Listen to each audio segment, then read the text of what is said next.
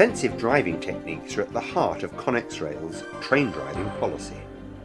The adoption of these techniques by all our drivers will contribute towards a marked reduction in the incidence of signals passed at danger, or SPADs as they're universally known. The results of a SPAD are always potentially very dangerous.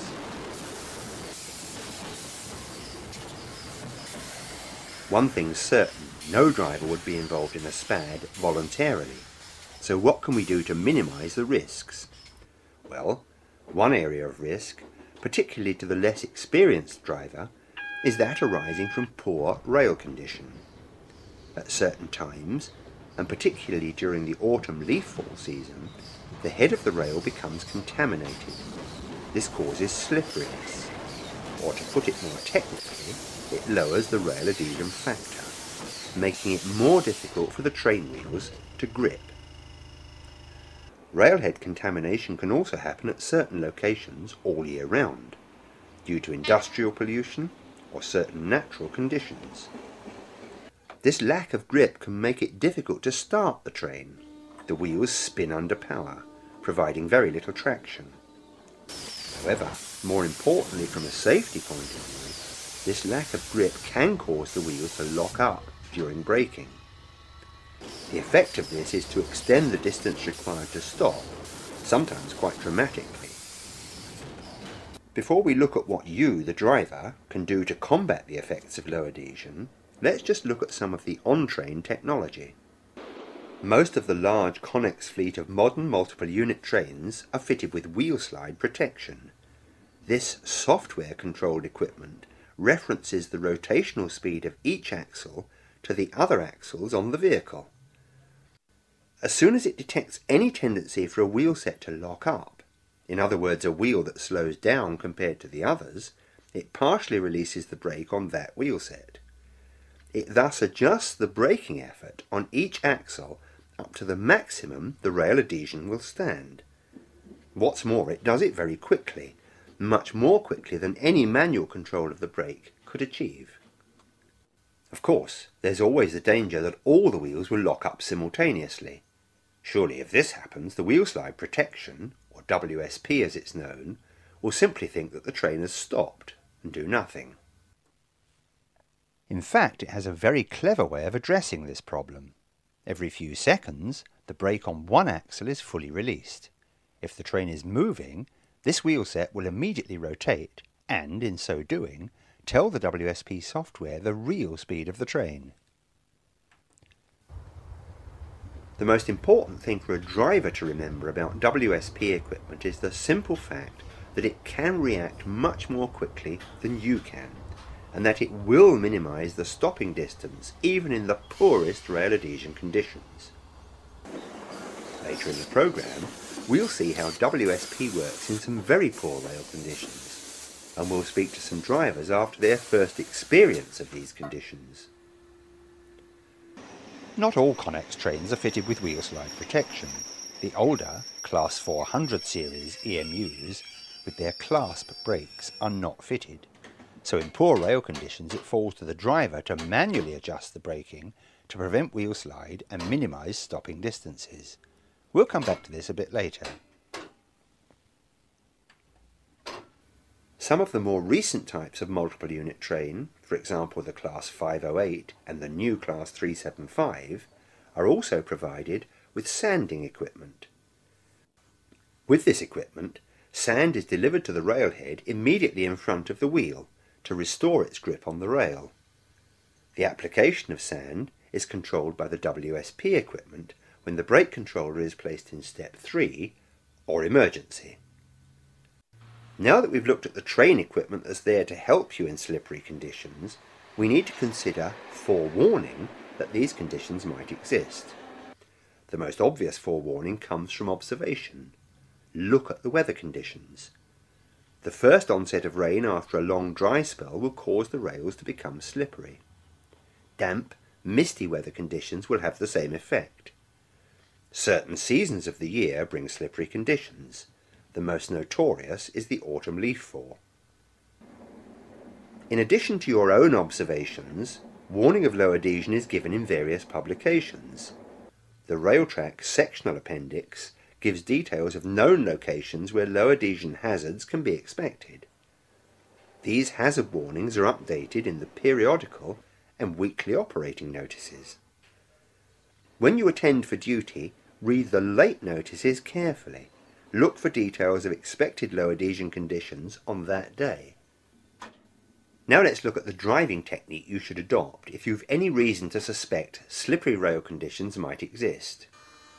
If wheel slip occurs when starting or accelerating your train, you'll know immediately that conditions are slippery enough to cause braking problems later on. Don't let wheel slip continue unchecked. It can cause damage to both the railhead and the train wheels. Move the power controller back to the off position, then select notch 1. Now rebuild your power slowly to avoid further wheel slip if possible. On the older Class 400 EMUs, you may need to hand notch to prevent the power being applied too quickly. When the rail is very slippery, it's often the initial burst of power when you open the controller that causes the slip. A good tip in these conditions is to maintain a small brake application, take power, then release the brake. This technique graduates the application of torque to the wheel and gives you a smoother start. The same technique can be achieved on the Networker or the Class 375 with the combined power brake controller by holding in the hill start button. When you suspect that conditions might be a bit slippery, carry out frequent running brake tests. This will give you a feel for the rail condition and you'll be able to adapt your driving technique accordingly. The golden rule is this: if you've any reason to think that low adhesion conditions might be encountered, brake earlier and brake lighter. In these conditions, the distance you'll need to stop can be very extended, even doubled. Take extra care on your final approach to a stopping point, be it a station platform or a signal at danger. A low-speed wheel slide could still cause a run-by. If necessary, take all the speed off the train well in advance, then approach the stopping point at walking pace. Connex trains fitted with wheel slide protection are those equipped with 3-step brakes. In low adhesion conditions, you should make an initial application in step 1 or step 2, depending on the unit type. If WSP activity starts at the head end of the train, you'll see it on your brake cylinder gauge and you'll hear it operating, rapidly releasing air from the brakes. The speedometer might also start to swing wildly up and down. If you feel you need it, you can increase the brake to step 3, but whatever you do, don't attempt to counter the wheel slide by manually releasing the brake. In these circumstances, you must trust the WSP to act efficiently in reducing to a minimum the stopping distance required. Also, don't forget that, however alarming it may seem, the rapid WSP activity at the head end of the train is helping to clean the railhead, giving the wheels further back a better chance to grip. If you start fanning the brake yourself, you'll only confuse the WSP equipment and take much longer to stop. The older Connex trains are equipped with the Westinghouse automatic air brake combined with the non-automatic electro-pneumatic brake, known as the EP brake. These trains don't have wheel slide protection, so if you begin to experience wheel slide, you'll need to partially release the brake to get the wheels rotating, then reapply. In other words, the action you take with these older trains is the exact opposite of that for WSP-fitted disc brakes. Manual adjustment of the brake to counter the tendency for the wheels to slide. Finally, with all types of unit, if your stopping distance is becoming very extended and you're in danger of overrunning a station platform or passing a red signal, make an immediate emergency brake application and leave the brake controller in this position until the train has stopped. Now it's time to join our first group of drivers at Ockley. The technicians from AEA have created a simulation of low adhesion conditions by contaminating the railhead.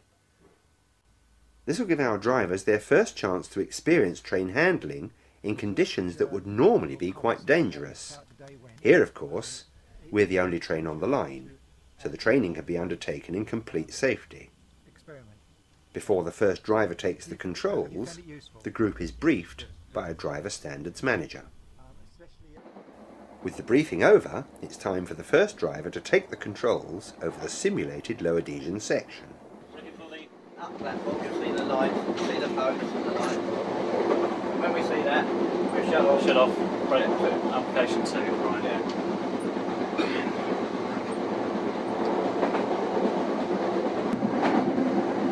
Right, see the platform? Yep.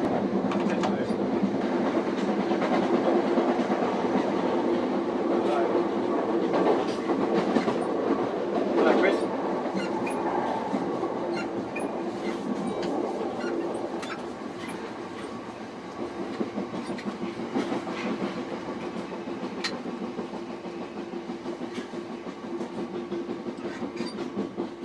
You would have stopped. That works. You would have stopped.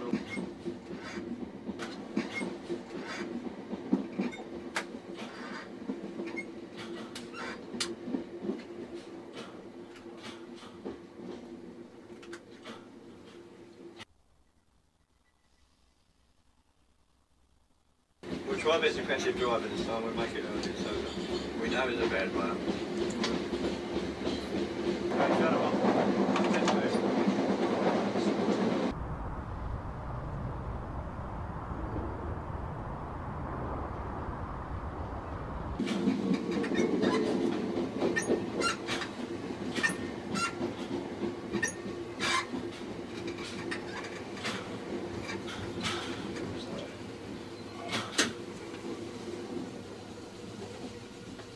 Bit of defensive driving, we'll manage it. Okay. It's been worth coming to start. Oh yeah. Certainly now you'd understand, like when you do put the brake in, you just lose, you see the speedo drop and everything, you know that you just got no control really, you just have to wait for the train to take over. Well, also you need to brake a lot earlier than you normally would do in perfect conditions. So basically, brake a lot earlier. The concept of a defensive drive is to prove the safety of ourselves, our company and yourselves, and improve the standards. And all that you need to know thoroughly your routes for defensive driving. If you know the capability of your route and your traction and yourselves, then you can preempt things. You need to be forward thinking a lot of the time. So you need to be forward thinking, know your limitations, know the signs of low rail adhesion. If you know what the symptoms are and the signs are, then you can preempt and react to them. You want to be proactive rather than reactive. You need to think of the vulnerable situations. The weather changes can be minutes. It can be nice and clear one day and foggy, very misty, very wet, and then you come across a dry bit of rail, and then at 500 metres, a mile and a half later, it can come into a leafy covert which is very wet. So you need to be constantly aware and vigilant. Brake early and use minimum brake. Always plan to stop before you intend to, so especially run onto red lights, you need to plan to stop 200 metres beforehand, so you're in control of that. You want to be running over that magnet about 15 miles an hour. That's what you need to plan for. The distance required to stop may become doubled, so be aware of that. And it's the last few 50 metres to 100 metres that's critical, because you've got your speed down 10 miles an hour and you think, oh, I'm safe. And it's, as you've seen today, that last bit, it just plods on at 5 miles an hour and doesn't seem to want to come to a stand. They're the things you want to take. Very careful on your final approach. And finally, don't allow yourself to become distracted at crucial moments. And again, that's at the low speed end. At the high speed, everyone's aware and you're alert. At the low speed end, you seem to switch off. So don't let yourself become distracted. A week later, we joined another group of drivers on the Bromley North branch. The same simulated conditions had been applied, but this group are driving a Class 466 networker.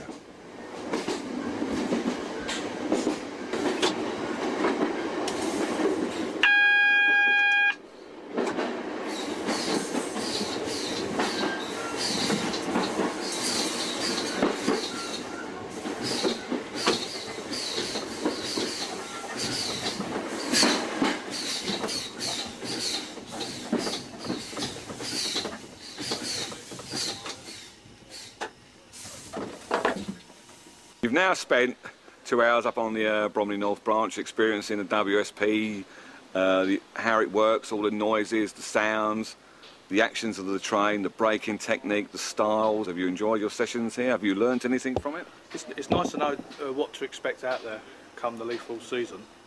I think it's shown doing it at different speeds, the different reaction that you get from the train and the different stopping, with just sort of like 5 mile an hour difference, what it can make. Yeah. So that's useful to know, certainly. Now you're going to drive defensively. Are you quite happy that once you know that conditions are bad and you know how the WSP is going to perform, that you can stop the train in the right place? Yeah. Yes, I felt it was beneficial to experience these under control conditions. So I think that'll be beneficial for the future. For both groups, this has been an invaluable experience, gained under simulated test conditions in complete safety. It means that when they encounter low adhesion for real, they'll have solid experience to fall back on. So, we've looked at some of the causes of low adhesion conditions, the on-train technology provided to help combat the problem, driver awareness of weather and other factors which cause low adhesion, and defensive driving techniques to minimise the effects of such conditions. Don't forget that the drivers we saw were handling 3-step brake units fitted with WSP equipment. Older tread brake units without WSP must be handled in a different way. These newly qualified drivers have not experienced a leaf fall period before and will have learned a great deal from these simulated conditions. Other long-standing drivers will have experienced this for real in previous years. However, the problems encountered and the lessons learned are identical. This program supports the techniques covered within the Connex Train Driving Policy booklet. In it you'll find a more detailed explanation of the topics we've covered here, as well as some important instructions on reporting procedures when you encounter poor rail adhesion. Read the booklet thoroughly, and if you've any questions, your Driver Standards Manager will be pleased to answer them. Don't forget that low rail adhesion is a potentially dangerous hazard. Extreme low adhesion conditions may be likened to black ice on the road. It's only by understanding and applying the correct driving techniques that the dangers can be minimised. Defensive driving is an all-year-round technique to be applied by drivers of all ages and levels of experience. Forewarned is forearmed. Drive safely.